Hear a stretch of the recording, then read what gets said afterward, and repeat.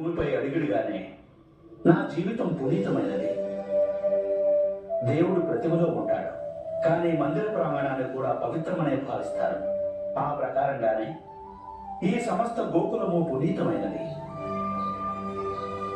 యాదవులకు కంసుని అత్యాచారాల నుండి ముక్తిని ప్రసాదించగల దివ్య బాలకులు ఈ పవిత్ర భూమిపైనే నివసిస్తున్నారు.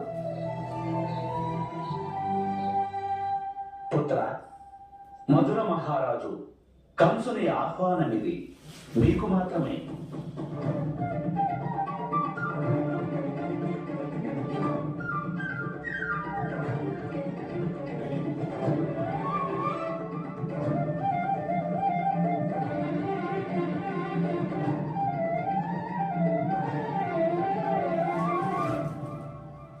మేము సిద్ధమే మహాశయ. పితృదేవులు నిన్న రాత్రే మాకు మా మాత దేవకి, పితృదేవులు వసుదేవుడు చేసిన బలిదానాల గురించి వివరించారు. వారు చేసిన బలిదానాల పరంపర ఇప్పటికీ పూర్తి కాలేదు వత్స.